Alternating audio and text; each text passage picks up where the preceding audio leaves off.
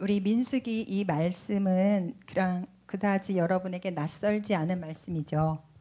이스라엘 백성이 출애굽 이후에 가나안 땅에 들어가기까지 광야에서의 그 삶이 기록된 그런 말씀인데, 우리는 이 말씀을 너무나 여러 성경의 여러 부분에서 많이 접했기 때문에 그렇게 낯설지 않아요, 이 말씀이. 결국 하나님 앞에 불신앙으로 불평하고 원망을 쏟아내는 그러한 이스라엘 백성들의 모습을 보게 되는데, 이들이 민수기에는 특별히 11장에서 14장까지 이러한 불평들이 쏟아져 나오고 있어요. 악한 말로, 또 모세를 비방하는 말로, 그리고 먹거리에 대한 탐욕으로, 그리고 가나안을 정탐하러 보냈지만 돌아와서는 그들이 악평을 쏟아내고 원망하고 불평하고 죽겠다, 못 가겠다, 이런 원망들을 쏟아내는 것을 우리는 볼 수가 있습니다. 그런데 이 이스라엘 백성의 원망과 불평은 한 번으로 끝나지 않는다는 거예요. 성경에 보면 동일하게 반복적으로 이러한 일이 나타나고 있고, 그것이 하나님에 대한 불신앙으로 나타난다는 것이죠. 저와 여러분이 이 이스라엘 백성의 이러한 모습을 볼 때, 성경을 읽을 때 어떤 마음이 드시나요? 아이고, 저런 왜 이렇게 믿음이 없어? 하나님을 그렇게도 모르나? 10가지 재앙을 통해서 애굽에서 출애굽을 해주셨고, 그 다음에 홍해를 가르셨고, 그리고 또 매일 만나를 먹이셨고, 고기가 먹고 싶다고 하면 메추라기를 때로 쏟아 부어주시고, 쓴 물을 단물 되게 하시고, 또 반석을 쳐서 물이 나오게 하시고, 정말 얼마나 많이 구름 기둥과 불 기둥으로 밤에는 맹수와 추위를 막아주시고, 낮에는 뜨거운 태양을 막아주시면서 걸음걸음 인도하시는 그 하나님을 체험하고 경험했는데, 또 저러고 있네, 조금만 가봐, 하나님 또 물을 내실 거야, 물 내실 건데 왜 또 이렇게 한심한 모습을 하고 있나. 우리는 지금 이거 다 보고 있으니까 그냥 남의 이야기 소설 보듯이 그렇게 볼 수도 있어요. 좀 있으면 하나님 또 물 내시잖아. 요 뒷이야기는 하나님께서 모세를 통해서 반석을 치고 물을 내주시는 그 장면이 또 나와요. 하나님 이렇게 모든 순간을 인도하셨단 말이죠. 정말 철 좀 들어라, 믿음이 너무 없구나. 이스라엘 백성을 보면서 이렇게 혹시 생각하시는 분도 계실 거예요. 그러나 반면에 개 중에는 저 모습이 내 모습이지, 주님 제가 저 모습이 제 모습입니다, 이렇게 고백하는 사람도 또 있을 거라는 생각이 듭니다. 여러분은 전자이십니까, 후자이십니까? 여러분의 마음을 지금은 주님은 다 알고 계세요. 어떤 마음이신지. 어느 분들은 뭐 생각조차 이런 것을 안 해보실 수도 있겠지만, 어떤 사람은 그렇게 말해요. 젊었을 때는 자기 하나 믿음을 지키면 됐기 때문에 그래도 나름 믿음이 있는 줄 알았대요. 그런데 살아가면서 보니까 인생의 무게가 더해지고 삶의 사건들이 많아지고, 그러다 보니 거기에 맞는 믿음이 요구된다. 그렇기 때문에 내가 이제 끝났나 싶으면 또 한 번, 또 내가 이제 다 이루었나 싶으면, 통과했나 싶으면 또 반복적인 그런 테스트들이 내 앞에 놓여 있더라. 그런 고백을 하는 것을 들을 수가 있었습니다. 그렇습니다. 우리는 다 우리의 이 이스라엘 그 백성의 모습은 그들의 모습이 아니라 오늘 저와 여러분의 이 인생의 길을 가는 저와 여러분의 그러한 이야기라고 생각이 되어집니다. 본문을 우리 한번 다시 볼게요. 20장 1절에 보면 첫째 달이라는 그런 표현을 하고 있는데, 몇 해인지는 표현을 안 하고 있어요. 그런데 끝부분에 미리암이 거기서 거기에 장사되니라 라는 이 말씀을 통해서 볼 때 1세대가 이제 죽음에 이르는, 그러니까 광야 40년쯤에 또 다시 나타난 일이라고 볼 수 있어집니다. 그래서 1세대와 2세대가 교체되는 그러한 광야 40년쯤의 시점일 것이다, 이런 생각이 들어요. 그리고 시간이 바뀌고 세대가 바뀌어도 여전히 그 인생에는 동일한 문제가 발생하고 있다는 것이죠. 보니까 광야에 물이 없으므로 회중이 물이 없으므로 모세와 아론에게 모여들었다라고 했어요. 그리고 거기에서 그 일로 인하여 다투고 있다라는 것이에요. 다투고 있다는 것이에요. 그러면서 우리가 우리의 형제들이 광야에서 죽을 때 나도 죽었더라면 차라리 좋았을 것이다 라는 그러한 고백을 지금 하고 있는 거죠. 그러면서 이 사람들이, 이스라엘 백성들이 하는 말이 뭡니까? 어찌하여 이 광야로 인도하여 나를 죽게 하고 내가 가진 이 짐승들도 죽게 하느냐? 어찌하여 이 나쁜 곳으로 인도하였느냐? 라는 그러한 지금 원망을 쏟아내고 있습니다. 그렇습니다. 원망과 불평은 그 현재의 상황에 대해서 모든 원인을 다른 사람에게 있다라고 생각할 때 원망하고 불평하게 돼요. 그리고 현재의 그 살아있는 이 상황에 대해서 감사가 사라지는 사람들은 현실에 대한 부정적인 시각으로 가득할 수밖에 없습니다. 그래서 차라리 죽었다라면, 차라리 그때 이렇게 됐더라면 이라는 그러한 반응들을 하게 되는 거죠. 지금 이 광야에서 내가 생명이 위협받고 있어요. 그리고 나의 그 짐승들이 다 죽어가고 있어요. 내 물질에 지금 손해가 입혀지고 있어요. 그렇기 때문에 이스라엘 백성들에게는 이곳이 나쁜 곳이라는 것이에요. 나쁜 곳. 이 광야가 나쁜 곳이라는 것입니다. 이러한 고백을 지금 하고 있어요. 우리는 가정에서나 공동체 안에서 이 현재의 상황을 바라볼 때 우리의 시각은 어떻습니까? 설사 100% 상대방에게 문제가 있어서 원인 제공이 되었다 해도 그 상황을 해결하는 우리의 마음가짐이나 우리의 생각은 그 짐을 함께 지며 가야 된다는 것입니다. 왜냐? 우리가 지금 있는 이곳은 하나님의 인도하심 아래 놓여 있기 때문입니다. 우리를 이곳으로 인도하신 분은 하나님이시기 때문에 그렇습니다. 그래서 우리는 이 모든 상황 가운데서 하나님을 볼 수 있는 시각이 열려야 돼요. 오늘 찬양에서 내 마음에 눈을 여소서라는 찬양을 우리가 고백했잖아요. 우리가 하나님을 볼 수 있는 시각이 열려져야 된다는 사실입니다.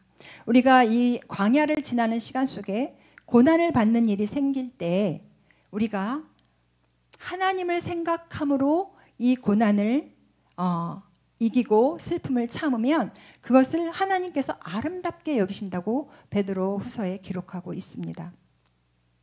이스라엘 백성에게 이 광야는 나쁜 곳이었어요. 왜? 물도 없고 보니까 파종할 곳도 없고 무화과도 없고 포도도 없고 석류도 없고 마실 물도 없다. 저는 이 말씀을 읽으면서 이 없고 없도다라는 이 말씀이 보여졌어요. 그러면서 이스라엘 백성이 지금 이 광야에서 이 없는 곳에 모든 시각이 초점되어 있구나라는 것을 보게 되었어요. 생명의 필수 조건이 물이죠. 광야에서는 더더군다나 물인데 그 물이 없어요. 그렇기 때문에 이들은 지금 어떻게 보면 생명의 위기 가운데 사느냐 죽느냐의 그런 문제 가운데 있다는 거죠. 이스라엘 백성들이 광야를 지날 때 꿀단지와 물단지를 가지고 출발을 할 때 물단지가 깨지면은 꿀단지에 있는 꿀을 쏟아내고 물을 그 꿀단지를 옮긴다고 합니다. 그만큼 광야에서는 물이 절실하게 생명을 위해서 필요하다는 거죠. 그런데 지금 물이 없어요. 근데 이 물이 없다라는 것이 반복적으로 지금 계속 나오고 있잖아요. 반복적으로. 한 번만 아니라 계속해서. 그래서 이 광야에서 이 없고 없는 것에 그것이 크게 보일 수밖에 없어요. 왜? 생명의 위협이 있으니까 그게 너무 큰 거예요. 다른 게 안 보이는 거예요. 그곳으로 함께 인도하시는, 함께 걸어가시는 주님이, 하나님이 보이지 않는 것입니다. 요나서, 우리가 여기서 이스라엘 백성을 좀 더 이해하기 위해서 요나서 4장 8절을 제가 읽어드리겠습니다. 해가 뜰 때에 하나님이 뜨거운 동풍을 예비하셨고 해는 요나의 머리에 쪼임에 요나가 혼미하여 스스로 죽기를 구하며 이르되 사는 것보다 죽는 것이 내게 나으니이다. 이렇게 고백하고 있어요. 여러분, 요나 선지자가 하나님께서 니느웨로 가서 저 백성을 회개시켜라 라고 보내잖아요. 그런데 이 요나 가기 싫었잖아요. 왜냐하면 자기 민족을 괴롭히는, 압제하는 그 니느웨 백성이 회개하는 꼴이 보기 싫어가지고 가기가 싫었어요. 그런데 갔단 말이에요. 그런데 뜨거운 동풍을, 하나님이 뜨거운 동풍을 예비하셨고 그 뜨거운 햇볕이 요나의 머리에 쪼일 때 요나가 정신이 혼미해졌다라고 표현하고 있어요. 광야에서의 이 햇빛은 이만큼 사람을 힘들게 하는, 그래서 내가 차라리 죽는 게 낫겠습니다 라고 고백하잖아요.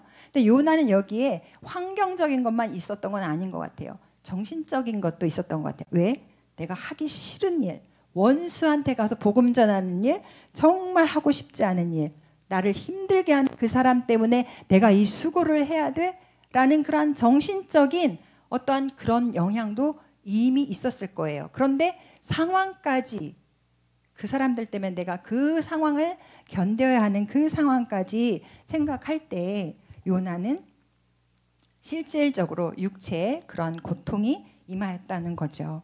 열왕기상 19장 4절에도 엘리야가 850대 1에 그런 바알과 아세라 선지자와의 영적인 결투 후에 큰 승리를 거둔 후에 광야로 하루길쯤 가서 로뎀나무 아래서 그가 동일한 고백을 합니다.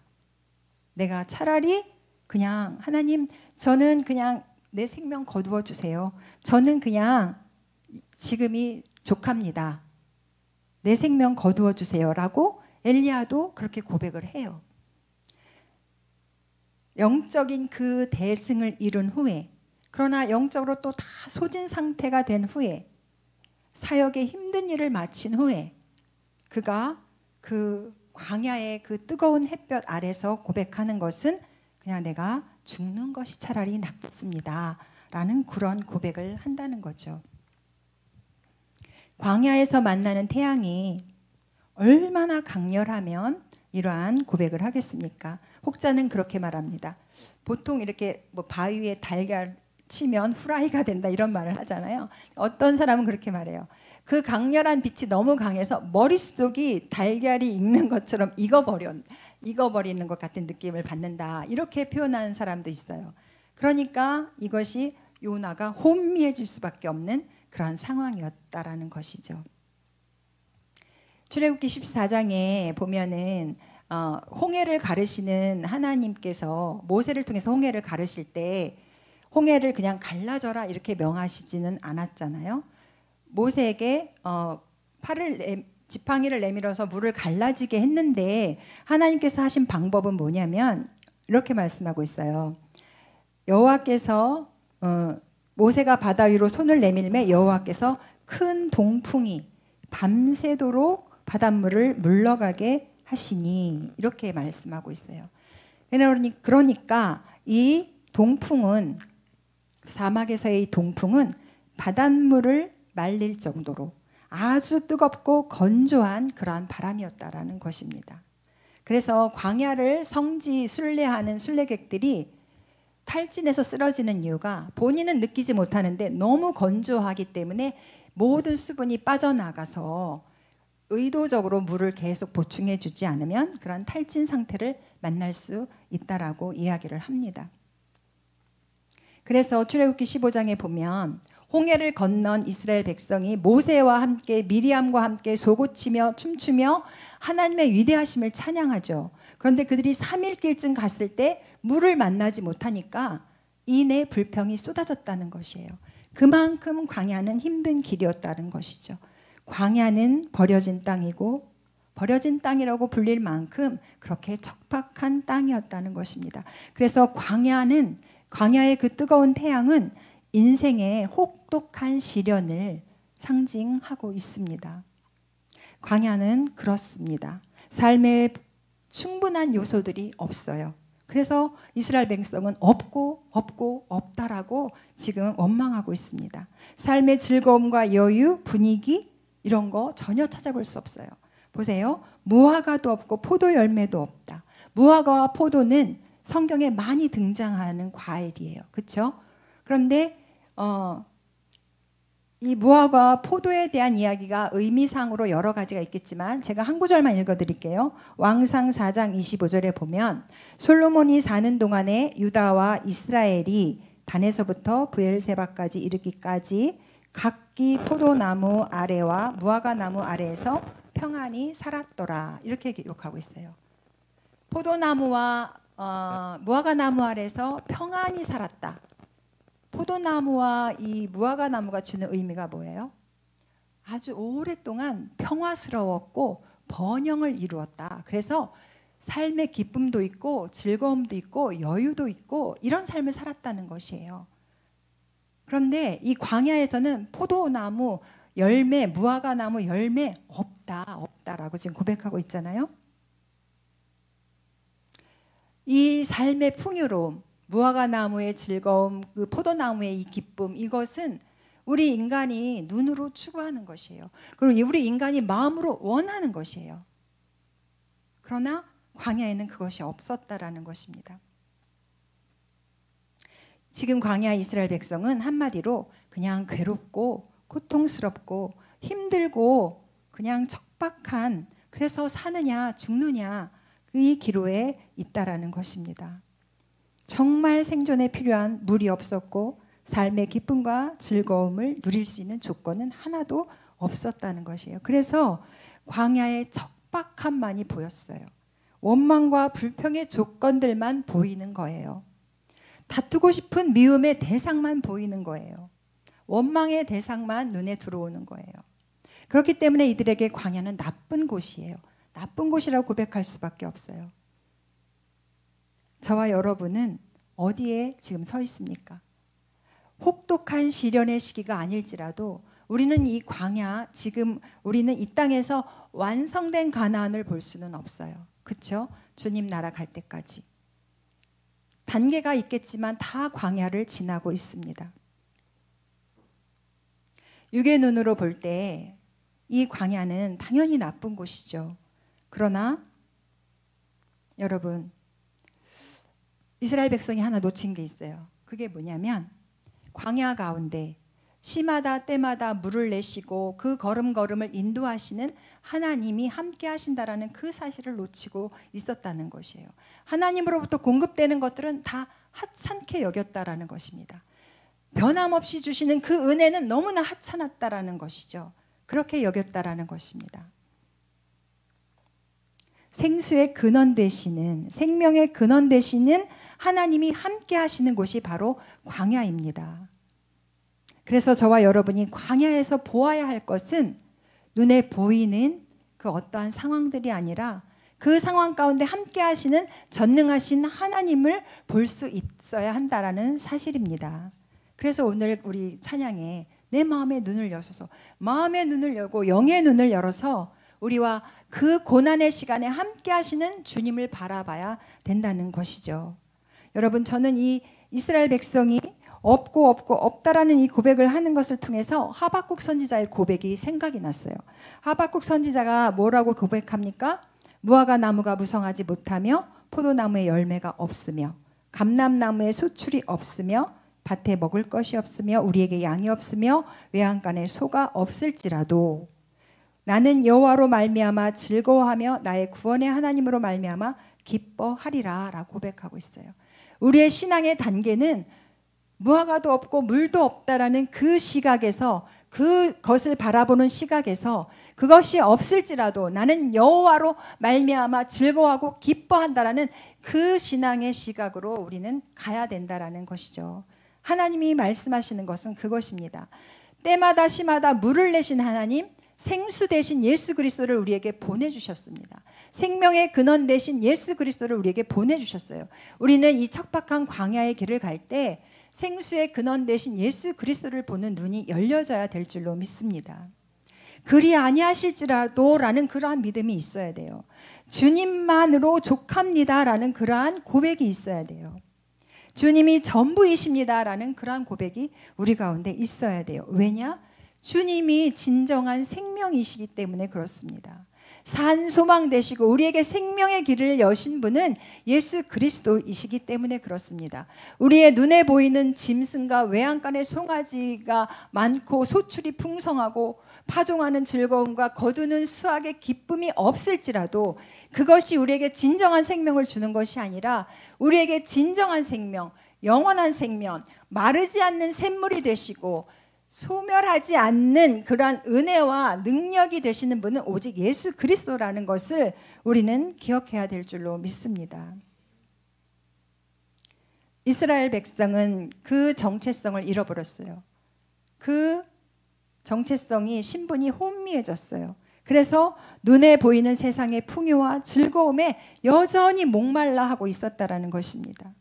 그러나 우리가 그리스도인으로 살아간다는 것은 주님을 따라가는 사람이에요. 그러면 내 눈에 주님이 보여야 주님을 따라가죠.